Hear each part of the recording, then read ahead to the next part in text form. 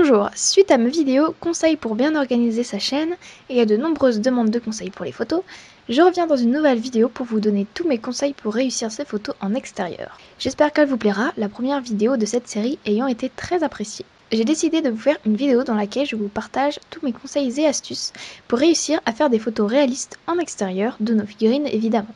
Cette vidéo a déjà été faite beaucoup de fois par plusieurs autres schlécheuses, mais j'avais envie de vous partager ma façon de faire. Et donc ce sont justement mes méthodes que je vous partage. Mais il en existe plein d'autres et je ne suis pas pro, donc je prends toujours les conseils. Et je vais vous parler des méthodes en extérieur, et seulement en extérieur, car je n'ai pas encore l'expérience en intérieur. Mais dès que je l'ai, et si ça peut vous aider, je ferai peut-être une vidéo similaire sur ce sujet. Allez, c'est parti!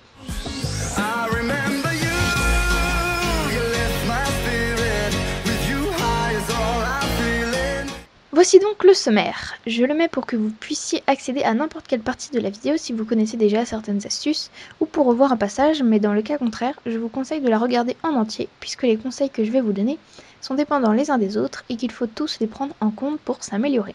C'est un peu comme une recette, alors aucune ne doit être oubliée, sinon le gâteau ne sera pas réussi. Ouais bon, je sais, c'est moyen comme comparaison. En rappelant que ce sont des conseils axés sur la photographie de miniature, donc que certains ne sont pas valables pour la photographie en général. Mais bref. En premier, je vais vous parler des astuces de base pour prendre vos photos, principalement pour les vrais débutants. J'aborderai plusieurs points comme les mises au point, les angles de vue et aussi comment réussir sans avoir un réflexe. Ensuite, je vous donnerai mes astuces pour vous améliorer et créer des ambiances dans vos photos pour les amateurs. Et finalement, je vous parlerai du post-traitement et de la retouche pour sublimer vos photos pour les plus expérimentés. Je répète que je ne suis pas pro, je suis à un très bas niveau comparé à de vrais photographes diplômés, mais je me permets de partager mon savoir et mon expérience, but principal de ma chaîne. Chapitre 1 Astuces de base. Paragraphe 1 Macro et règles des tiers. Avant d'aller plus loin, je vais vous partager les astuces techniques de base pour avoir une belle photo qui sont aussi valables pour la photo en général et les courts-métrages. Mais j'y reviendrai dans une autre vidéo. On va faire un petit jeu de devinettes pour que ça soit plus sympa à regarder. Voici donc une photo que j'ai prise exprès pour cette vidéo qui est totalement différente de ce que je fais d'habitude car je n'y applique pas les astuces. Quels défauts voyez-vous? En premier, la macro, le plus important. Une belle photo est avant tout une photo nette, du moins sur le sujet. Ou bien autre part, mais il faut d'abord maîtriser les bases pour oser plus complexe. Ensuite, la vue en plongée. Oui, cette photo est prise de trop haut, alors on se baisse un peu pour être à l'échelle de nos figurines. Oui, mais si on aime nos photos comme elles sont, qu'on recherche pas le réalisme, patati patata, ok. Mais comme je l'ai sûrement déjà dit quelque part, si vous choisissez vos éléments, personne ne peut vous le reprocher. La photographie étant un art, mais il faut que ça se voit que ça fait exprès. Je peux vous montrer quelques exemples bien et pas bien sur la gérance d'éléments non réalistes. Et évidemment que le thème fantastique existe, je parle pour la catégorie réalisme. Je vais pas m'en sortir si je commence à détailler les conseils pour chaque catégorie de prise de vue de miniature. Et ce critère est évidemment valable uniquement pour notre thème de figurine. Une autre idée? L'herbe trop haute? Ça c'est à débattre. Selon la volonté du photographe de miniature, l'herbe peut être d'une hauteur différente. Si vous choisissez un monde fantastique, un monde de géants, on peut garder cette herbe haute. Mais la subtilité est qu'il faut qu'on voit que c'est fait exprès. Sur cette photo, c'est au hasard, sans réflexion. Sur celle-ci, c'est plutôt décidé. On a aussi le cadrage. Une erreur fréquente chez les amateurs est de faire des coupes hasardeuses, comme le bout des oreilles ou des membres. Alors si vous ne voulez pas le cheval en entier, c'est tout à fait possible. Il n'y a pas de règle stipulant de garder le sujet, ici le cheval, en entier. Mais il faut bien choisir la coupe. Je ne suis pas pro en matière de cadrage, surtout pour les portraits, mais j'ai trouvé quelques petites choses intéressantes. Pour l'humain par exemple, j'ai trouvé cette image qui indique en rouge là où il ne faut pas couper, et en vert là où c'est mieux de le faire. J'ai également trouvé un article sur le recadrage expliquant ses fonctions, mais aussi en montrant quelques exemples. Et pour le coup, je suis bien tombée car ce sont des portraits de chevaux. Cliquez sur le petit i pour aller voir. J'ai cherché photographie équestre et n'ai rien trouvé d'autre intéressant, mais gardez bien en tête qu'il ne faut pas couper au hasard. La règle des tiers, que je vais vous expliquer juste après, va sûrement vous aider. Ah oui, et il y a le fond. Un décor avec des maisons, du grillage ou un chat géant n'est ni réaliste ni travaillé. Il faut trouver un endroit adapté à l'idée. Vide pour le désert par exemple, ou une jolie forêt, comme ici ou là. Finalement, je vais vous parler de mon astuce secrète pour bien choisir l'emplacement du sujet dans la photo. En fait non, ce n'est pas un secret, tous les photographes l'utilisent, mais vous devez vous demander ce qu'est la règle des tiers, n'est-ce pas? Eh bien chez moi c'est devenu un réflexe, je vous explique. Selon Wikipédia, la règle des tiers est une aide de composition picturale s'appliquant dans la composition des images, telles que les peintures, photographies et dessins. Je vous mets le lien de la page dans la description si vous voulez plus de détails. Cette règle propose que l'image soit divisée en 9 parties égales, comme ceci. Ce sont les lignes de tiers. Vous comprenez maintenant l'origine du nom. Pour utiliser cette règle, les éléments importants de la composition doivent être placés le long de ces lignes ou des intersections appelées points forts. Donc voici une sélection d'images. Celle de gauche respectant la règle des tiers, celle de droite non. Cette règle est très importante et elle fait toute la différence. Regardez ces deux photos. Celle respectant la règle est plus jolie, n'est-ce pas? Placer son sujet sur ses points stratégiques lui permettra de paraître moins figé, plus dynamique et de donner une touche sympa à la photo. Et tout dépend de la volonté du photographe car selon le cadrage, l'idée n'est pas la même.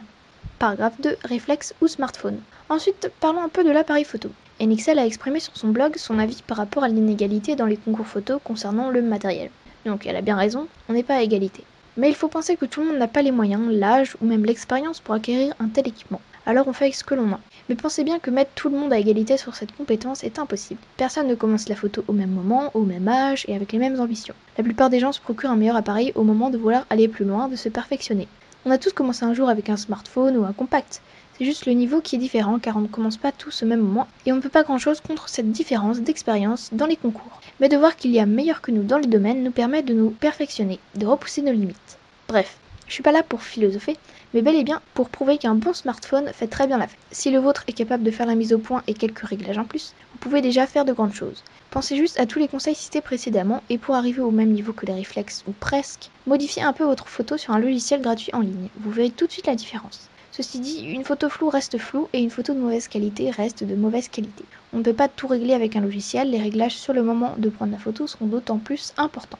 Chapitre 2. Se perfectionner. Paragraphe 1. Effet artistique. Pour les amateurs de photographie, on peut aller plus loin avec ces quelques modes bien utiles. Je m'excuse d'avance pour les personnes n'ayant pas ces modes sur leur appareil photo, mais j'ai prévenu que j'allais parler pour tous et donc on progresse tous différemment. Vous pourrez revenir sur cette vidéo plus tard une fois votre réflexe acquis. Beaucoup de personnes cherchent un fond flou pour une photo plus artistique, donc plus élégante. Ça s'appelle la profondeur de champ. Pour ceci, il faut régler un paramètre tout simple qui s'appelle l'ouverture. Je pense que cette option est disponible sur pas mal de modèles d'appareils photo. Voici une image qui montre les changements pour ce paramètre. On voit donc bien que pour un fond flou, il faut un petit nombre f et inversement. Je ne vais pas trop détailler, il y a plein de blogs de photographie très explicatifs si vous voulez en savoir plus. Mais on peut très bien réaliser cet effet après avoir pris la photo sur un logiciel avec un effet de flou appliqué sur le fond.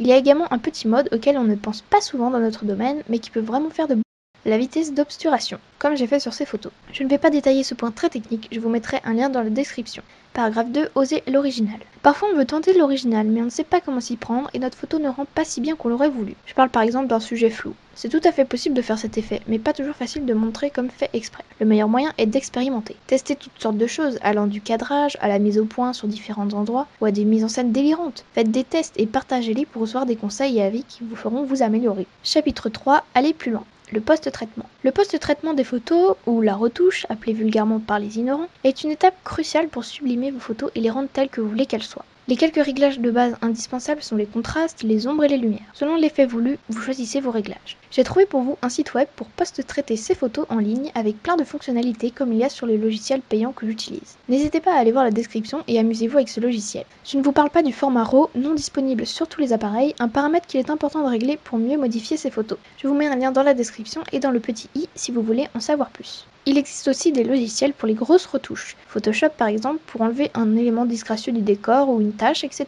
Je ne vais pas parler ici du débat sur la retouche comme quoi c'est de la triche, mais je compte réaliser bientôt une vidéo sur le sujet en collaboration avec Rosy. Pour résumer le tout, voici un tableau récapitulatif. Avant de se lancer dans du compliqué, pensez d'abord à la macro, l'angle de vue, le cadrage et le décor. Et évidemment, même si l'herbe est haute et le décor non réaliste, ne croyez pas que la photo est ratée. Au contraire, ces détails peuvent être vos propres choix, mais il faut qu'on remarque que c'est fait exprès et non que vous avez fait au hasard. Si vous choisissez vos éléments, on ne vous reprochera rien. La photographie est un art, non une convention, ce qui veut dire qu'on peut faire nos propres choix. Pour ce qui est de la retranscription de la réalité dans une photo, c'est une autre histoire et j'en parlerai justement dans la vidéo en collaboration avec Rosy. Pour aller plus loin, on pense à la profondeur du champ, l'ouverture, la vitesse d'obturation et au post-traitement. Je n'ai parlé dans cette vidéo que des astuces photographiques selon l'appareil photo, mais pas forcément de la mise en scène, du moins pas très explicitement. Partir dans la nature avec nos figurines et notre appareil est un vrai défi. Il faut trouver un endroit qui pourrait correspondre à l'échelle Schlech et qui fasse réaliste, parce que la plupart le recherchent. Mais pour plus de facilité, on peut se bricoler des petits fonds ou sols artificiels pour être sûr d'y arriver. Je vous conseille de visionner la vidéo de Rosy sur comment réussir ses photos en intérieur, même si un sol artificiel en extérieur est tout à fait possible. Voici quelques photos de Elia Schlech illustrant cette idée. Voilà, c'est tout pour cette vidéo. J'espère que ça vous aura aidé et que vous prendrez en compte mes conseils pour vous améliorer. J'ai certainement oublié des choses, alors si vous avez des questions, posez-les-moi en commentaire. Je n'ai pas détaillé plus exprès parce que je ne suis pas pro et que ça aurait été trop technique pour vous en parler en vidéo. Mais je vous conseille vivement de vous documenter sur le sujet si la photographie vous intéresse. Si vous avez des idées de vidéos, conseils, n'hésitez pas, je prends tout. Sur ce, je vous laisse vous exercer. Si tu veux voir l'épisode précédent, clique ici. À bientôt! She's into superstitions, black cats and voodoo dolls. I feel a premonition, that girl's gonna make me fall.